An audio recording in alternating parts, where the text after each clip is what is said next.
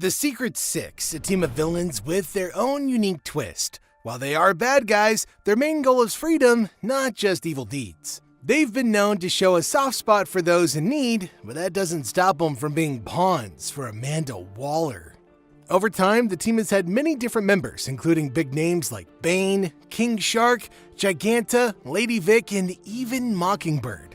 They've all come together at various points, united for a common cause. But here's where it gets interesting. Despite their villainous ways, they've been through quite a lot. After Lex Luthor learned about the secret society of supervillains, he created the Secret Six to take them down. At first, it had a ton of people in it, but things went south pretty fast. Parademon was killed and Cheshire betrayed the team, causing it to fall apart. Later, the Secret Six split into two. Bane led one half and Savage led the other. Eventually, Amanda Waller stepped in and sent them on missions, which led to some serious drama between the two groups. In the New 52, things took a new turn. Catman led a new team version with members like Black Alice and Porcelain. But just when you think you've seen it all, along comes the Batman who laughs, turning heroes into villains with his dark matter serum. Talk about a twist. So yeah, the team's had its ups and downs, but it's always ready for the next mission, whether it's saving the day or stirring up a little bit of chaos. While this evil team does have its place, let's not forget about the OG legends, the Legion of Doom. But we're gonna get to them here in a little bit, so don't go too far. The Legion of Supervillains is a deadly group from the future formed to go head-to-head with the famous Legion of Superheroes. Who knew? These villains have powers that mirror their heroic counterparts, leading to some pretty epic showdowns. At the core of this villainous team are three heavy hitters: Lightning Lord, Cosmic King, and Saturn Queen. Now they started the whole thing, bringing together some serious troublemakers like Superboy Prime, a force to be reckoned with in his own right. On top of that, this villainous team first appeared in Superman number 147 way back in 1961. So here's how it all goes down. Lex Luthor, always thinking ahead, creates a device to send messages to the future. He believes a team of villains needs to rise to challenge the Legion of Superheroes, and he's right. The villains respect him so much that they break him out of prison and travel back in time. Using their powers, they bring down Superman and almost sentence him to death. He only survives because the Legion of Superheroes swoops in just in time to save the day. Darkseid needed a team to take on the Justice League, so the Secret Society of Supervillains is a group of the worst bad guys across the DC universe. So this all got started when Darkseid realized that villains could unite for a bigger purpose. The first members were Lex Luthor, Gorilla Grodd, and a bunch of other enemies of the Justice League. Now, the crew didn't stay small. At its peak, over 500 villains joined forces under the leadership of Alexander Luthor Jr. The team actually became one of the deadliest in history, but things didn't stop there. Talia al Ghul had her own plans and set up a different version of the society with heavy hitters like Black Adam and Deathstroke. Things really got chaotic when the Outsider got involved, contacting villains and helping the society grow. They started drawing in new enemies, and even some people from Argus began defecting. Before long, they were so powerful that Argus had to step in, though they even failed to stop them. Fast forward all the way to the Trinity War, and the Secret Society was ready, playing a big role in the Outsider's mission to free his shadowy masters. Then came Forever Evil, and the villains seized the opportunity to cause chaos, taking over cities, including Grodd controlling Central City and Cheetah claiming Central Park. But when the crime syndicate collapsed, so did the Secret Society. The Justice League was back, and the villains were on the run. A last-ditch effort to keep things going was crushed by the Justice League, proving that evil can't always win. The Crime Syndicate of America is the Justice League's evil version, but evil reigns supreme on Earth 3. Picture a world where the villains are the heroes and the good guys are nowhere to be found. This group rules their Earth with an iron fist and has a twist on all of your favorite heroes. Their version of Superman? Ultraman. Wonder Woman? Superwoman. And Green Lantern? Power Ring. You kind of get the idea. Everything's a little reversed and evil is winning here. However, this team made its big debut in Justice League of America number 29 way back in 1964. When the JLA and the Justice Society teamed up, the Crime Syndicate crashed the party. They came to conquer, trying to attack both teams at once. Naturally, things didn't go quite as planned. They were trapped in limbo by Green Lantern, but naturally, they didn't stay gone for long. Over time, they came back and even got their mini-series in 2021. The Court of Owls is a secret society running Gotham's criminal world, and it is way darker than you might think, and that says a lot. They pull all the strings behind the scenes, controlling everything from the shadows. While Gotham's biggest villains move in the open, the court quietly works behind closed doors. They wear these creepy owl masks to stay anonymous and ensure that nobody knows who's in charge except for a few insiders. Even Bruce Wayne and Dick Grayson were once caught up in their web. Now, the court isn't just made up of everyday, regular, rank-and-file criminals. The group comprises Gotham's wealthiest and most influential families, some of the oldest in the city. When they need dirty work done, they send out their assassins, called the Talons, deadly agents who do their bidding. But things get a little weirder. The court leaders wear owl masks, but there are hints that some lower-level members are human-owl hybrids. Kinda scary, right? Anyway, Bruce Wayne once thought the court might be behind the murder of his parents, Thomas and Martha, but after digging into the matter, he found no proof linking them to the crime. This shadowy organization has existed since the 1600s and has been involved in nearly every major criminal act in Gotham. They're the perfect villains hiding in plain sight. Sinestro was kicked out of the Green Lantern Corps because of his brutal ways, but that didn't stop him. Instead, he created his own team, the Sinestro Corps, to challenge the Green Lanterns and be the greatest threat that they've ever faced. He used yellow because it was the Green Lantern's one significant weakness. Sinestro didn't work alone, though. He actually gathered like-minded individuals who shared his thirst for power and vengeance, forming a terrifying army based on fear. Now, to talk on its intentions, the Sinestro Corps is all about spreading fear across the universe. Led by Sinestro himself, this group uses the power of the yellow light from Parallax, a cosmic force that fuels fear. Their goal? To enforce Sinestro's twisted version of justice. Sinestro was no stranger to the Green Lantern Corps, having once been a part of it before his exile. He went to great lengths to secretly build his own corps, recruiting beings from across the universe who could instill terror. Further, the Corps fought straight to the Green Lanterns, attacking Oa, Earth, and Mogo. They killed countless Lanterns, but in the end, they were defeated. And after some intense struggles, including a showdown with Mongol, Sinestro reunited the Sinestro Corps again, and they were back to spreading fear across the cosmos. These villains turned the universe into a living nightmare with their power rings. The Legion of Doom started as a goofy group of bad guys in the Super Friends cartoon, but over time they became one of the biggest threats in the DC universe. Led by Lex Luthor, this gang of villains joined forces to defeat the Justice League and take control of the world. Back in the Super Friends days, the Legion comprised classic villains like Gorilla God, Joker, Brainiac, Sinestro, and Bizarro. They teamed up for big plans, but no matter what, the Super Friends always stopped them by the end of every episode. They'd return to their swamp base ready for the next round. Though they often fought for their gain, there were times when the Legion did a couple of good things, like saving the world from nuclear destruction. Still, their main goal was always to defeat the Super Friends and create their own rule. Over time, they kinda disappeared from the spotlight and their members went their separate ways. Now you fast forward to the Superpowers era and we saw a glimpse of their potential. In an alternate timeline, the Legion of Doom destroyed Earth, but Superman, being the hero that he is, returned to fix things, saving Krypton and the timeline.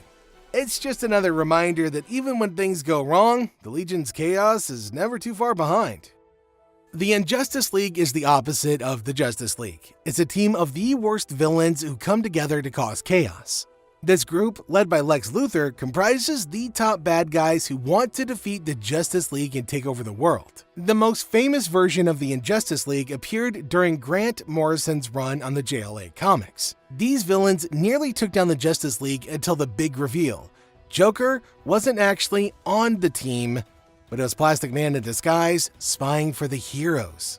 Lex Luthor's plan wasn't just to cause trouble, he had a secret goal. He said he was trying to protect himself at first, but the real mission was world domination. The Injustice League split up and managed to capture the Justice League in small groups, but Firestorm came to the rescue, freeing them. A big battle broke out in the Injustice League swamp base, and in the end, most of the villains were either captured or they ran off.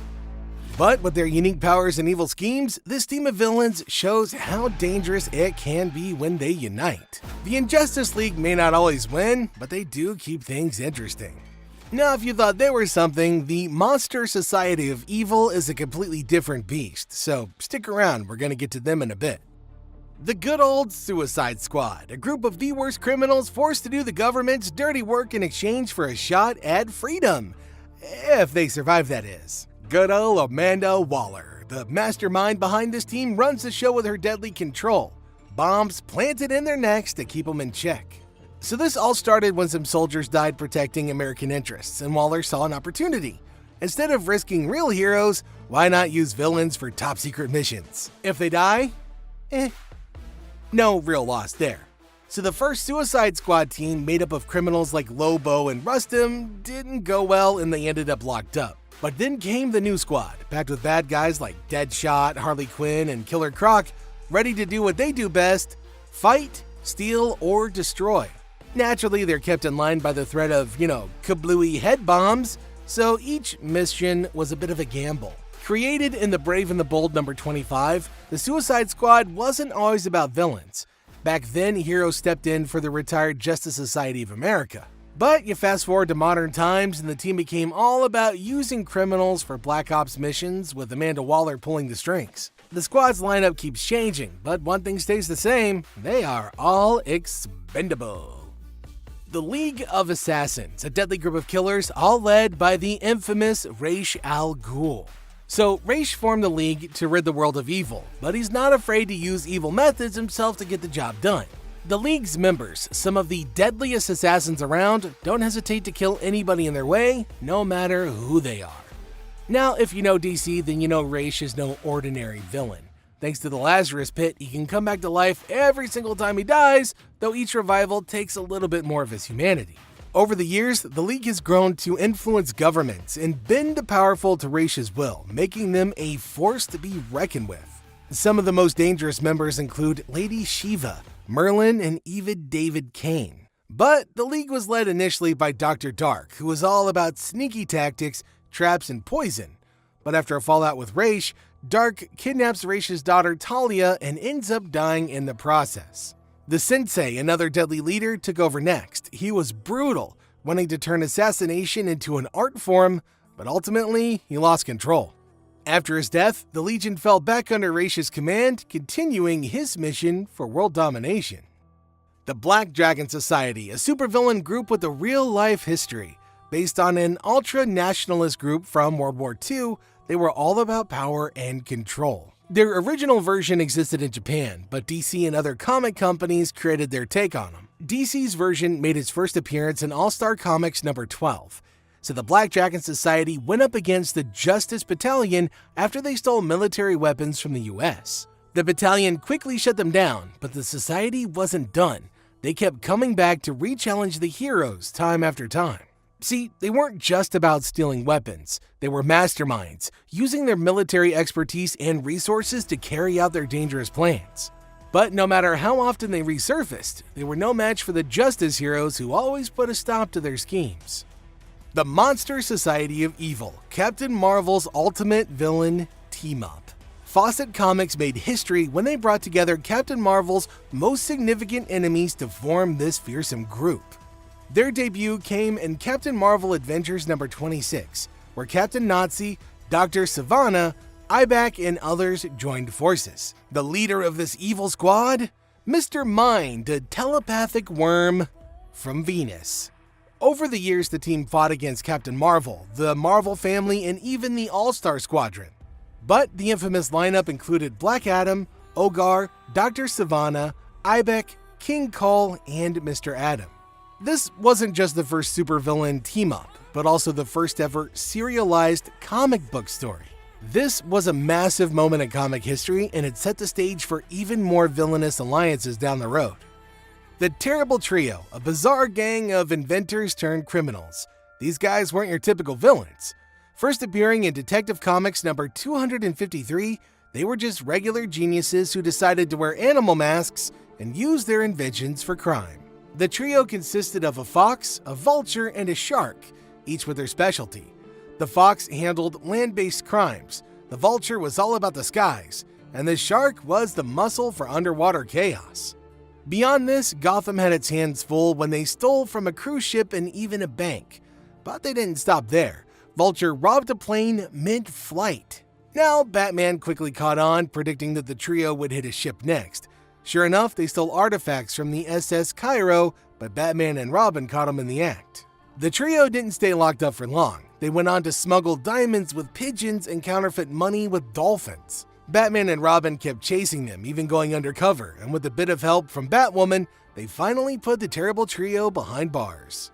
The Superman Revenge Squad is a villain team with one goal: to take down Superman. This squad first appeared in Superboy number 94, and their mission was simple: mentally break Superboy after he stopped them from conquering the galaxy. It didn't work, but they also didn't give up. When they came back after a while, they went after Superman. The Man of Steel was ready this time, using anti-evil rays to turn them into good guys. But that didn't stop Luthor, who later rounded up some of Superman's most dangerous foes, like Metallo, Parasite, and Bizarro, to form a new version of the squad. Despite this, the Superman Revenge Squad wasn't just a one-off villain team. It kept coming back with new members and fresh plans, like teaming up with the Batman Revenge Squad. But they always failed. Their final try involved using the people from Kandor as weapons, but Superman tricked them and sent them to the Phantom Zone, where they just couldn't seem to catch a break. The Royal Flush Gang, a crew of villains with a constant shuffle of members. See what I did there? They were always out to take on the Justice League. They first hit the scene in Justice League of America number 43, thanks to a misfortune, a mastermind villain who gave them their powers and roles. The team members were named after playing cards: Ace, King, Queen, Jack, and 10. Their big trick? Manipulating luck to get the upper hand. Over time, the gang's lineup has changed a lot. After Fortune left, the gang fell apart, but they returned under new leaders like Hector Hammond. The second gang had some new faces, including Ace, a super strong android, King, a mind controller, and Queen, an illusion master. But they kept failing against the Justice League. In the end, there's no telling how many members there are in their latest version, but one thing's for sure: the Royal Flush Gang is constantly growing and aiming to take down the League. So, what'd you think? If you're enjoying the villain chaos, make sure you hit like and subscribe for more, and stay tuned for our next episode.